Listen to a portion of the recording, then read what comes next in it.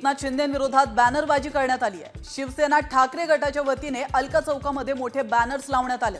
बॅनरवर ठाणे रिक्षा, चष्मा, दाढी, गुवाहाटी आणि गद्दार असा उल्लेख करण्यात आलाय। त्याचप्रमाणे या शब्दांना महाराष्ट्रात बंदी आहे का असा सवाल देखील बॅनरमधून विचारण्यात आला। पुणे जिल्ह्यातील खेड तालुक्यातील पडसूल या गावामध्ये पाणी टंचाईने कहर केलाय। पाण्यासाठी 2 महिन्यांपासून गावकऱ्यांचा अजब फतवा निघालाय। या गावामध्ये फक्त 2 हंडे पाणी मिळणार आहे, तर तिसऱ्या हंड्यासाठी 100 रुपयांचा दंड भरावा लागणार।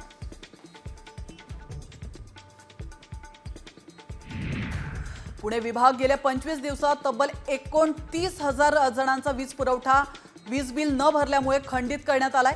तर पुणे विभागाच्या महावितरण विभागाने थकबाकी वसूल करण्यासाठी आता वीज पुरवठा खंडित करण्याची मोहीम सुरू केली आहे।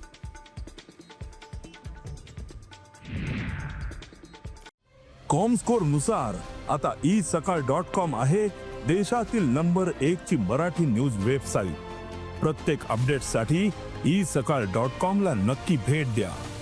श्रेष्ठ ज्ञानेश्वर माऊलींच्या संजीवनी समाधी मंदिरामध्ये पापमोचनी एकादशी निमित्ताने आकर्षक फुलांची सजावट करण्यात आली आहे। मंदिरातील गाभाऱ्यात विविध रंगांच्या फुलमाळांनी सजावट करण्यात आली आहे।